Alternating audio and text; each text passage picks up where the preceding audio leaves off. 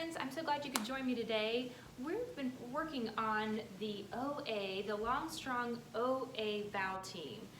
It's the third way that we have learned to make the vowel that is long and strong, the vowel sound that's long and strong, O.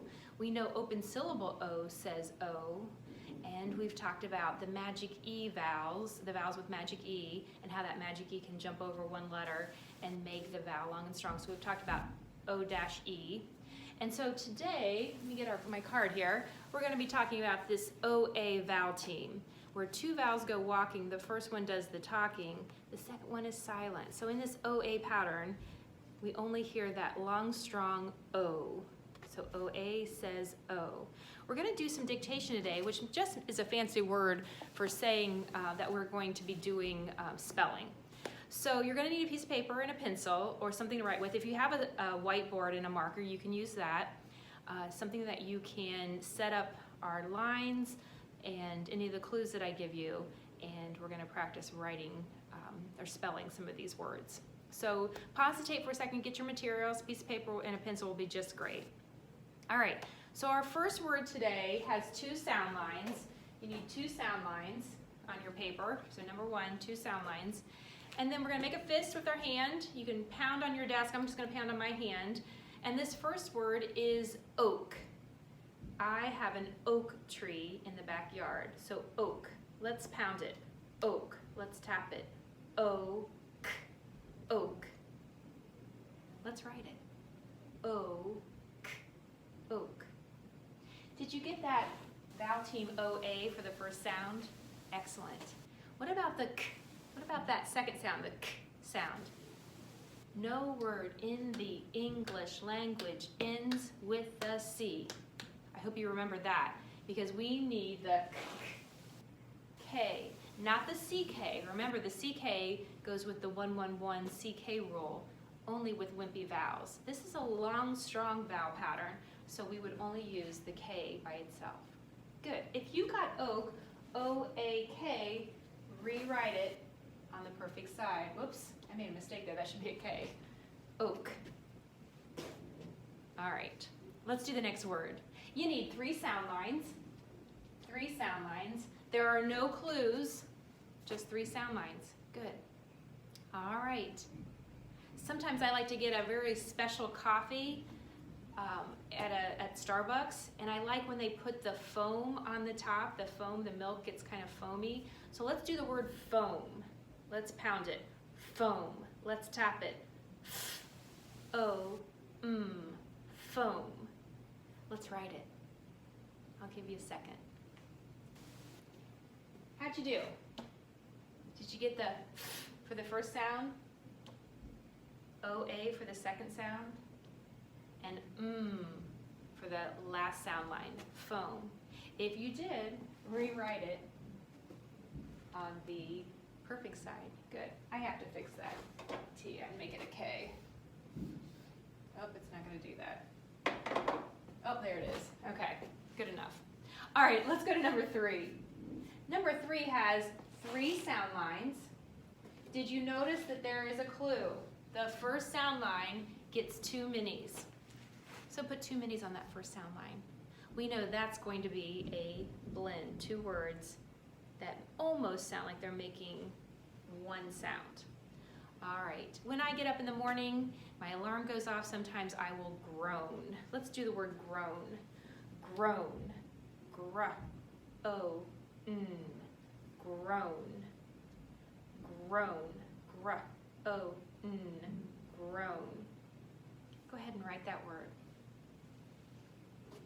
Did you get the blend GR for the first sound? Gr, g, gr, gr. How about the OA for the vowel, the long, strong vowel sound? And N for the last sound. Good. If you wrote groan, G-R-O-A-N, rewrite it all together on the perfect side. Good. All right, for number four, you need three sound lines, and the last sound line gets two minis. So we know we're going to have a what? Did you say blend? Good job. All right, here we go. Let's put our hand on the desk When we have a fire in the backyard, sometimes we'll have a campfire, we like to roast marshmallows. So let's do the word roast. Roast. R-o-st. Roast. Roast. R-o-st. Roast. How'd you do? Go ahead and write that. Did you get that R for the first sound? R. And the long, strong O pattern, the OA for our vowel team in the middle? Good. How about that blend? St. St. That ST comes together and almost sounds like one sound. St. Good. Rewrite that all together on the perfect side. Great. All right. I'm going to switch to the next slide. And erase that K. My mistake there. There we go. All right. I noticed for number 5, our next word has 3 sound lines. 3 sound lines. And I've given you a clue. There's a digraph blend. Ugh, a digraph blend. So we're going to have 3 letters on that first sound line. Good. Sometimes in the winter, my throat gets very dry. So let's do the word throat. Here we go. Throat. Throat. Throat. Let's do that again. Throat. Throat. Throat. Go ahead and write that. Let's see how you did. Did you get, for that digraph blend, the THR? TH is a digraph with an R, that's a blend. Throat. How about the next sound? O. Did you get that vowel team OA? And then T at the end. Good, let's rewrite it all together. Throat. Excellent. All right, for number 6, you need 6 sound lines. And you're probably saying, what? 3 sound lines? Remember, a syllable will never have more than 3 sounds. So if I have 3 sounds and then 3 more sounds, I must have a word that has 2 syllables. So we're going to have to pound that word and figure out what the first syllable is, pound and tap that, and the second syllable, pound and tap that. All right, so this first word is something that a long time ago people would, in their villages, would like to do announcements. And so they would pull out the box, this big crate that the soap came in, and they would stand on it in the middle of their village and yell out different kinds of announcements or speeches. And so today, sometimes we say, oh, he's going to get on a soapbox because they have something to tell us, something important or something that they just want to get off their chest. So soapbox is our compound word, a box that held the soap. But we know it today as people, we might use that expression as people just telling us their ideas. They're on their soapbox. So let's pound that word and figure out what the first syllable is. Soapbox. Soapbox. Did you hear that first syllable? Soap. S-O-P. Soap. I tap 3 times, I need 3 spaces. Soap. S-O-P. Let's write that first part. S-O-P. Did you write S? And the next sound is O-A for O. And then the P for P. Good. So we have 3 more sounds left. My word was soapbox. Soapbox. What was that second syllable? Box, right? Let's do it. Box. B-ox. Box. Let's write that part. Box. B-ox. Box. Did you get B-O-X? We had a short O in this word, not a long, strong O. Because this, B-O-X, is a closed syllable. It ends with a consonant, so the O is a short sound. Let's write soapbox all together without any spaces on our perfect side. You guys are doing great. Let's go to number 7. On number 7, you're going to need 1, 2, 3, 4, 5, 6 sound lines. write out 6 sound lines. On the 4th sound line, count over 1, 2, 3, 4. On the 4th sound line, you need 2 minis. There's going to be a blend on that 4th sound line. All right. Sometimes, especially in the summer, there will be construction on roads, and they will have a sign that says you cannot go any further on this road, and we'll call that a roadblock. A roadblock. So let's do the compound word roadblock. Let's do that word. So first thing, since we already know this is more than 3 sounds, we have more than 1 syllable. It looks like it might be a 2-syllable word. So let's pound it first and figure out what our first and second syllable is. So roadblock, roadblock. Did you hear the first syllable as road? Let's pound it. Road, r-o-d, road. Let's do it again. Road, r-o-d, road. How'd you do? Did you write that? R. Then the O sound was the O-A, and D is D. Good. But we still have to go on. We have the second syllable in roadblock. Roadblock. Did you hear block as the second syllable? If you did, you're right. Block. Bull. Ah. K. Block. Let's do that again. Block. Bull. Ah. K. Block. Remember that first sound in the syllable is a blend. Bull, bull, ak, block. Did you get that BL for the blend? And again, we have that ah, the short vowel. What about the k sound at the end? The k sound. This is a wimpy vowel. It's not a long, strong vowel, and we know no word in the English language ends with a C. So what goes in this blank with a wimpy vowel? Did you remember the 111 CK rule? If you did, I'm really proud of you. Good job. So roadblock is spelled R-O-A-D-B-L-O-C-K. Well, that's a big word you guys just spelled. It had 1, 2, 3, 4, 5, 6, 7, 8, 9 letters in it, but only 6 sounds. And once we divided our syllables into 2 syllables, we were able to spell each syllable pretty easily. You guys did great. All right, we've got one more word. Ugh, this looks interesting. We need 3 sound lines. Then you need the plus and a circle. It's been a while since we did this. Do you remember what the plus and the circle means? It means that we're adding a suffix onto the end of this word. So we're gonna have to listen in a minute to figure out what that suffix is at the end of that word. So basically the root word, or the base word of number 8, the base word just has 3 sounds. All right, I bet over some of these snow days that you loafed around. You did it in the past. Remember that suffix that tells us an action that happened in the past?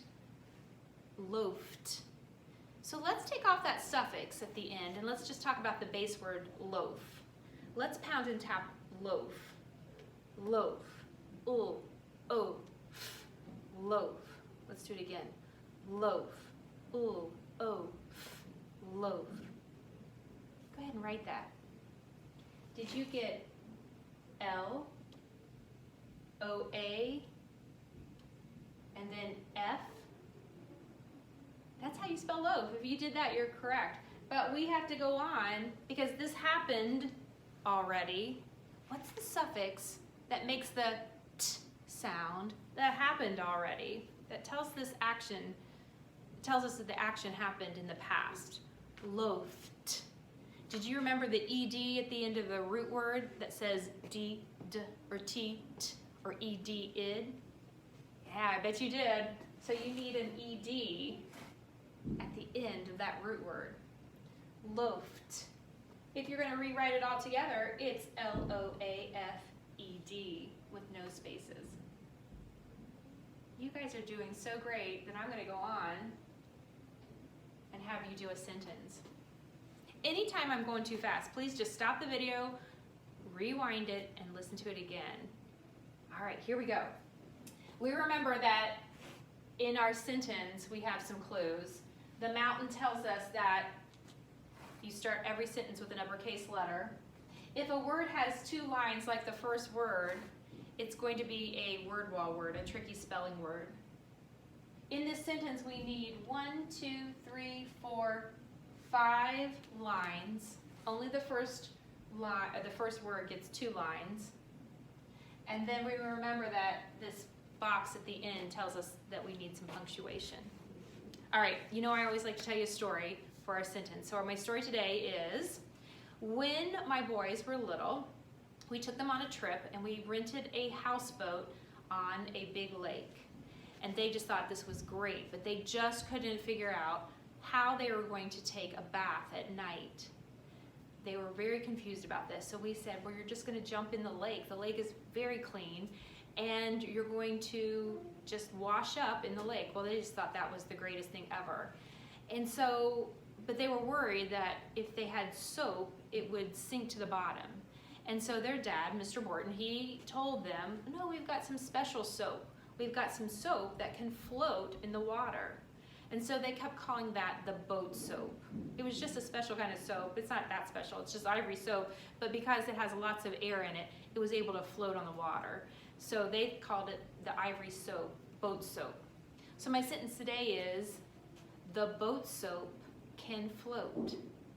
So here we go. The boat soap can float. Let's go ahead and pound that again, or clap that again. The boat soap can float.